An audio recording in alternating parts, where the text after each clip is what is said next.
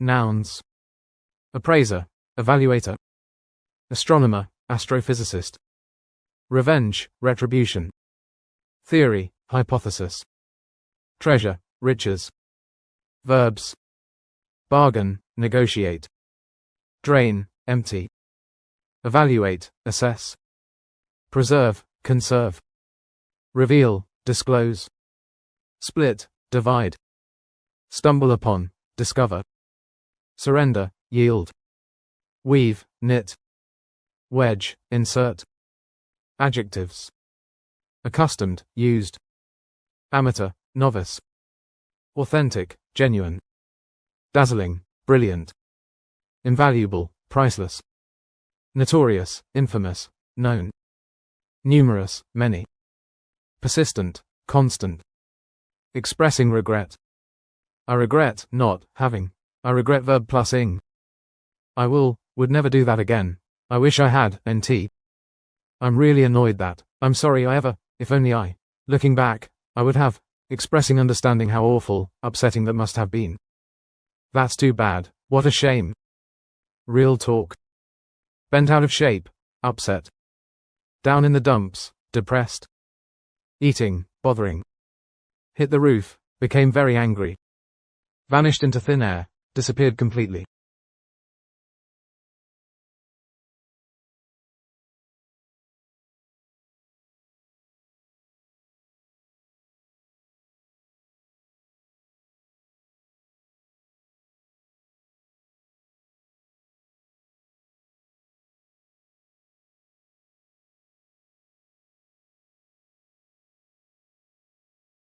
Amazing Lost Treasures. Moctezuma's treasure. Moctezuma II was an Aztec emperor who ruled from 1502 to 1520, during which the Aztecs controlled most of what is now Mexico and Central America. In 1520, the notorious Spanish invader Hernán Cortés kidnapped and killed Moctezuma. Cortés and his men collected all of Moctezuma's dazzling treasures and tried to escape, but the Aztecs, refusing to surrender, caught up and fought them. Cortés and a few men escaped empty-handed, but eventually returned to take revenge and attempt to steal the treasure again. However, the Aztecs had hidden the treasure somewhere around Lake Texcoco, and Cortés never found it. One of Mexico's former presidents even drained Lake Texcoco to find the treasure but failed. Today, it is believed that Moctezuma's treasure is hidden somewhere near Mexico City, though no one knows its exact location. Tutankhamun's treasure. King Tutankhamun of Egypt, the boy pharaoh, succeeded his father to the throne when he was barely 9 or 10 years old. He died in his late teens, possibly due to assassination or an infection after an accident. Tutankhamun's tomb, located in the Valley of the Kings in Egypt, is the best preserved royal tomb ever discovered. Theodore M. Davis, an American businessman, was the first to find clues leading to the tomb's discovery. Howard Carter, an Egyptologist, confirmed the tomb's location in the Valley of the Kings, the royal necropolis of the time. Carter persuaded his friend Carnarvon to finance the search. They nearly gave up before discovering steps buried under an ancient hut, leading to the sealed door of the tomb. Inside, they found amazing artifacts, gold masks and furniture, stunning jewelry, exquisite paintings, inlaid boxes, and objects of astonishing beauty and craftsmanship. Carter spent many years studying and recording the findings, which were photographed and itemized. King Tut's treasure toured the world for the first time in the 1970s, with a second tour in 2004. The Amber Room. The Amber Room was a 180 square foot, 17 square meter, room, with walls made of 6 tons of amber, decorated with jewels. Built by Prussian King Friedrich Wilhelm I, it took over 8 years to complete. In 1716, it was given to Tsar Peter the Great of the Russian Empire as a gift. During World War II, the Nazis found the invaluable room, tore it down, packed it into hundreds of crates, and took it to an unknown destination. One theory suggests it was loaded onto a passenger ship sunk by a Soviet submarine. Another theory proposes it was buried in salt mines in the Ore Mountains, Germany. The most popular theory is that the Amber Room was hidden in a lost underground shelter in Königsberg, Germany. The beautiful room, often called the eighth wonder of the world, is estimated to be worth around $142 million today. The search for the Amber Room continues to this day.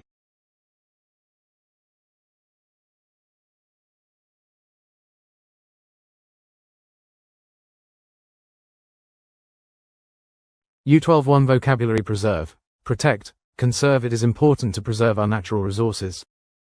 Notorious, infamous, well known, for bad reasons. The gangster was notorious for his crimes. Surrender, give up, submit. The army was forced to surrender. Treasure, value, cherish. I treasure the memories of my childhood. Invaluable, priceless, essential. The information he provided was invaluable. Revenge, retribution, vengeance. He sought revenge for the wrong done to him. Theory, hypothesis, concept. Einstein's theory of relativity.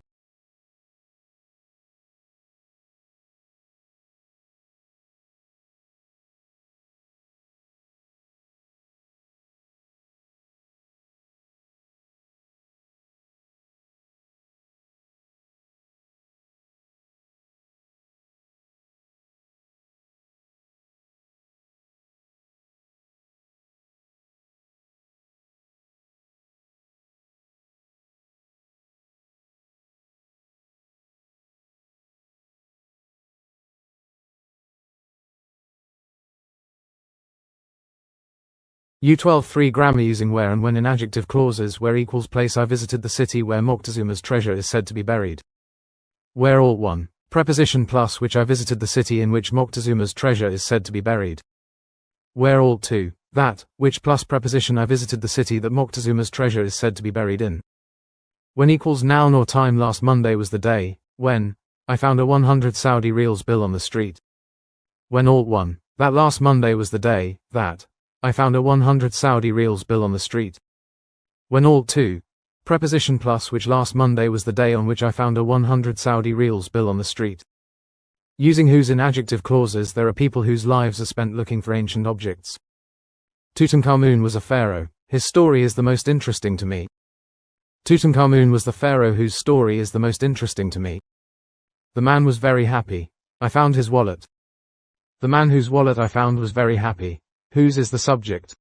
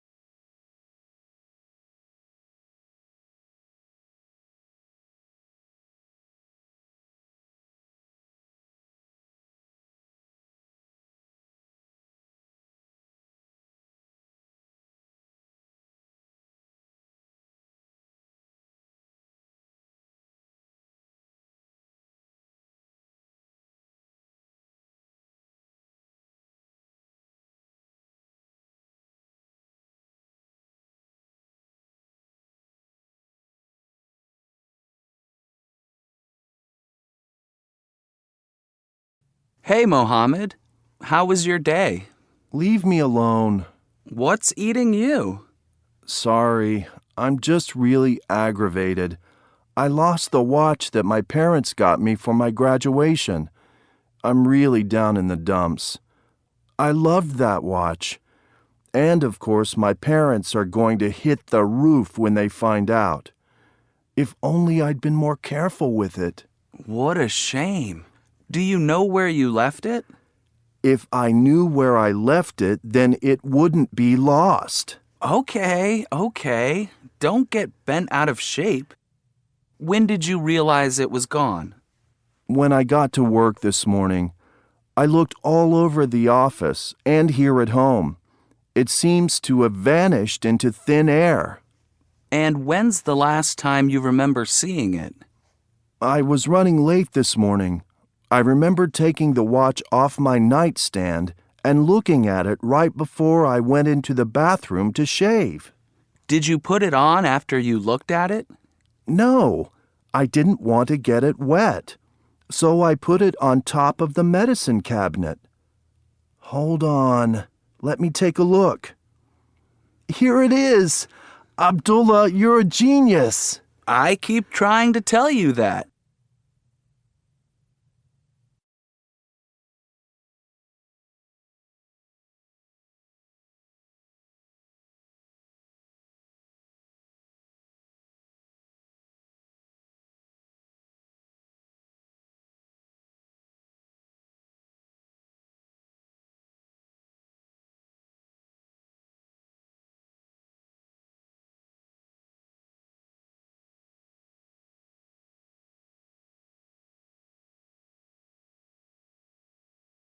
David. The most important thing I have ever lost was my 6-month-old parrot, Max. Max is always getting into trouble. He loves pecking at my hat and my cell phone when it rings. He's also notorious for snatching fruit or a sandwich that someone might be holding. So we built a wire enclosure over and around our backyard to keep him in. One day, Max somehow managed to get out. By the time I came outside to check on him, he was gone. I spent an hour looking for him around the neighborhood, but couldn't find him. When I got home, I had an idea. I asked my neighbor to keep calling my cell phone, and I let it ring every time. Within minutes, Max flew into the yard. I never want to lose Max again. So, after talking to my veterinarian, we had a small computer chip attached to Max. Now, if he ever flies away or gets lost, I know I'll be able to find him again. Mariella. The most important thing I have ever lost was my cell phone. It was an expensive phone with all kinds of features, along with internet access. But most importantly, I had all my photos from my sister's wedding in it. One day, I lost my phone at the beach and didn't realize it until the next day.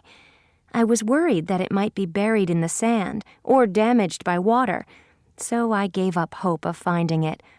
I spoke with my sister that night and told her about having lost the phone. The next day, my sister called me at home and told me she had my cell phone. She said a woman had found it on the beach. While looking for clues as to who owned the phone, she came across the photos of the wedding. One photo showed a bridesmaid whose face looked familiar to her. It was a woman in one of her classes. She brought the phone to class and showed it to the classmate. The classmate was my sister's best friend, Donna. The woman gave the phone to Donna, who gave it to my sister. From now on, I'm going to attach my phone to a chain or ribbon around my neck. That way, I know I will never lose it again.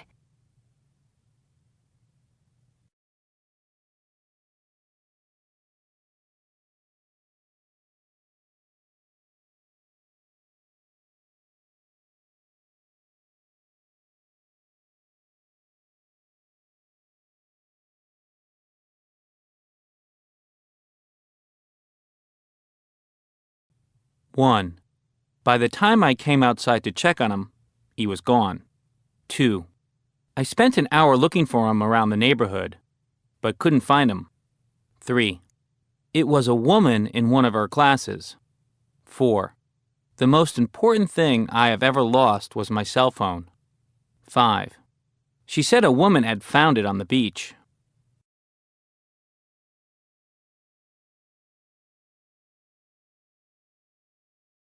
U12 7 Vocabulary Accustomed. Use 2. Adapted. He is accustomed to working long hours.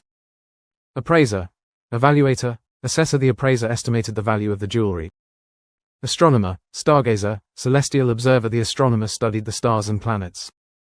Authentic. Genuine. Real. The museum displays authentic artifacts from ancient civilizations. Stumble upon. Encounter. Discover. By chance. I stumbled upon an old photo album in the attic. Wedged. Stuck. Jammed. The book was wedged between the shelves.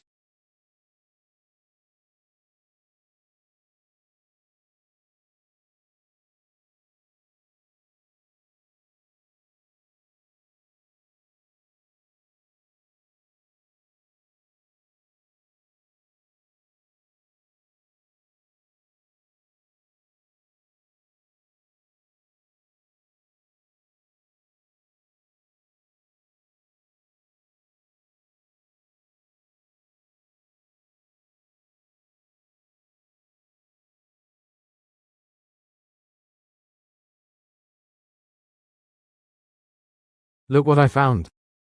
We are accustomed to hearing announcements of important discoveries made by experts. For example, no one was surprised that it was an archaeologist who discovered Tutankhamun's tomb or an astronomer who spotted Neptune.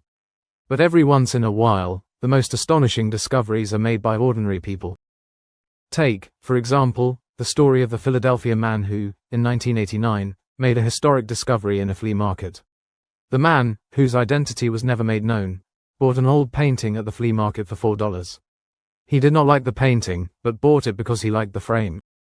When he got the painting home and took it out of the frame, he was surprised to discover a folded-up document wedged between the painting and the backing of the frame. The document appeared to be an old copy of the American Declaration of Independence. Taking a friend's advice, the man took the document to a professional appraiser where he received incredible news. The document was one of the original copies from the first printing of the Declaration of Independence in 1776. There were only 24 other such copies known to be in existence. The man put this incredibly rare document up for sale and found a buyer for $2.42 million. Terry Horton had a similar experience in 1987. Horton was looking through a thrift shop one day when she came across a painting that she thought was one of the ugliest things she had ever seen. She decided to buy it for a friend as a joke gift. She bargained the $8 price of the painting down to $5 and dragged the huge painting to her friend's home. However, the friend refused to take the painting because she thought it was too big and ugly. Horton took the painting home and organized a garage sale where she hoped to get rid of it. A local art teacher happened to be passing by and saw the painting. She told Horton that the painting looked like it had been painted by Jackson Pollock, a famous 20th century painter whose paintings sell for millions of dollars. Horton had the painting evaluated by experts, many of whom agreed with the art teacher. Since then, Horton has devoted herself to proving that her painting is authentic. She has gained many supporters along the way, including a powerful art dealer. She has had numerous offers to buy the painting, including one for $9 million, but has refused each one. Horton is confident that eventually the art world will accept the painting as an authentic Pollock. If and when this happens, the painting could be worth over $50 million. Perhaps the single most historic discovery made by a non-expert in recent years was made by an unemployed British man named Terry Herbert. Herbert is an amateur treasure hunter who searched fields and back lots with his metal detector for over 18 years. In all those years, Herbert had never found anything of significant value. But it is a good thing he was so persistent. In September of 2009, while using his metal detector on the land of a friend's farm, the detector started beeping wildly. Herbert started digging and soon discovered that he had struck gold.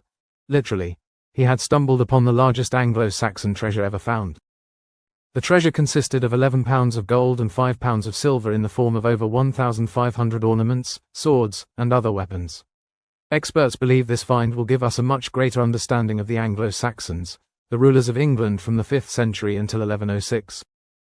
They also believe that this discovery will be considered one of the most important discoveries in British archaeological history.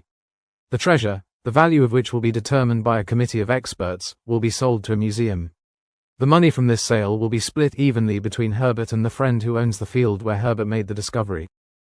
Herbert says that this experience has been more fun than winning a prize.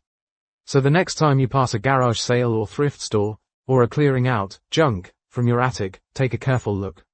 Who knows what unimagined treasures you may discover?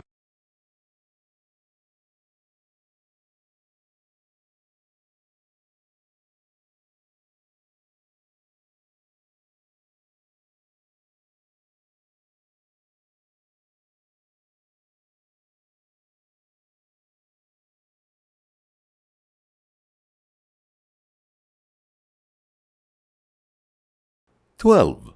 Lost and found. 9. Speaking. Do you know any historical place in Saudi Arabia? Yes, I do. I am familiar with many historical places in Saudi Arabia. Some of the most popular ones are Al-Masjid an-Nabawi in Medina, Al-Masjid al-Haram in Mecca, and Al-Masjid al-Qiblatain in Medina. What about traditional historical places? Of course, there are many traditional historical places in Saudi Arabia. Some of the most popular ones are the old city of Diriyah, the old city of Jeddah, and the old city of Riyadh. What about ancient historical places? Yes, there are many ancient historical places in Saudi Arabia. Some popular ones include the ruins of Madain Saleh, the ruins of El Hidr, and the ruins of El Uqdud. Think about what you might find there. At these ancient historical places, you might find ruins of buildings, sculptures, pottery, and other artifacts. You might also find inscriptions or carvings that reveal information about the past. What would you do if you discovered a treasure there? If I discovered a treasure at any of these historical sites, I would report it to the proper authorities. I would also ensure that the treasure is properly preserved and protected for future generations. What would you do if you knew it was valuable? If I knew that a treasure I discovered was valuable, I would ensure that it is properly documented and preserved. I would also make sure that it is made available to the public for research and study. You seem to do the right thing all the time. Thank you for the kind words. I always strive to do the right thing and to make a positive difference in the world. My students are graduating from high school this year. What advice would you give them? Congratulations to your students on their graduation. My advice to them would be to never stop learning. Education is a lifelong journey, and it is important to always be open to new ideas and perspectives. It is also important to take risks and try new things, as it can help you grow and discover new interests. Say goodbye to them. Goodbye to your students. I wish them all the best in their future endeavors. Thanks for your kind words. You're welcome.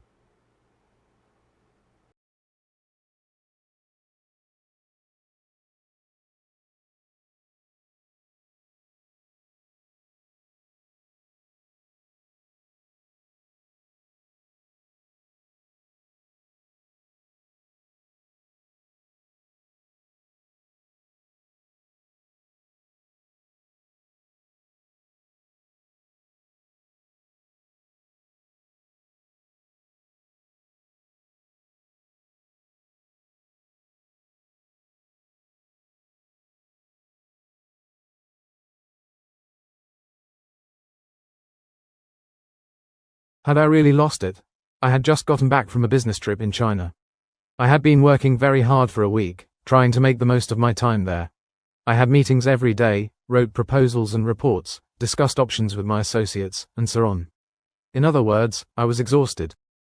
I had had a long but comfortable flight, during which I had been unable to relax because I kept thinking of the backlog waiting for me at work. All kinds of pending issues surged into my mind and started swirling about. I tried to push them back, but with little success. When we landed, I made up my mind to drive to the office first, deal with any urgent matters, and then go home. I headed for the carousel to wait for my luggage. I just followed the crowd and stood by with a trolley, waiting for my suitcase to appear. People kept on picking up their luggage and walking away, and I kept on waiting and getting more and more stressed. Eventually, the carousel stopped. I was told that there was no more luggage. I could not believe it. I had even packed a new laptop in my suitcase to avoid carrying it.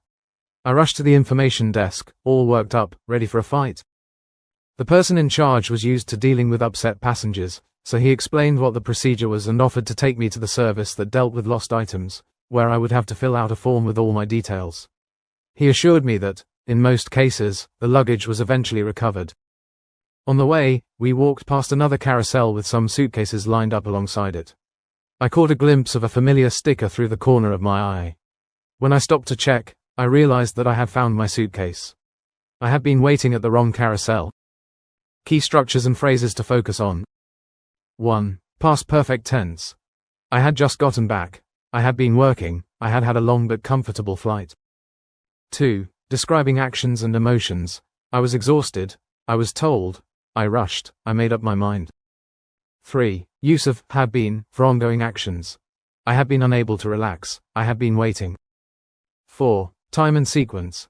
Eventually, when we landed, on the way, when I stopped. 5. Feelings of stress and frustration. I kept on waiting. I kept on getting more and more stressed. I was all worked up. 6. Recognizing a solution unexpectedly. I caught a glimpse of a familiar sticker. I had been waiting at the wrong carousel.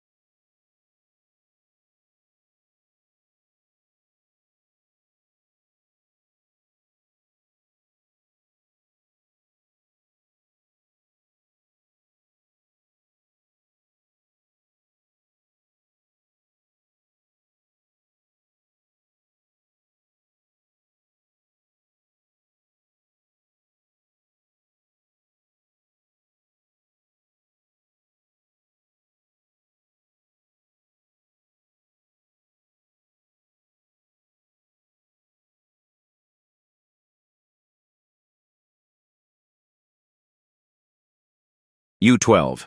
11. Form conditional. If imaginary situations for the past. If Howard hadn't persuaded his friend, he would never have discovered King Tut's treasure. As though for unreal situations. He talks as if he were an expert in the field. They act as though they had not cheated on the test. It's high time, it's about time for unreal situations. It's high time you found a job and earned a wage. It's about time you thought about the future. Words connected with historical monuments. Ancient tomb. Archaeologists discover. Inversions plus auxiliary plus subject to show emphasis. Not only did they find exquisite paintings, but they also found furniture when they opened up the tomb. No sooner had they decided to give up than they saw a sealed door leading to the tomb. Little did they know that they would find some steps buried under an ancient hut.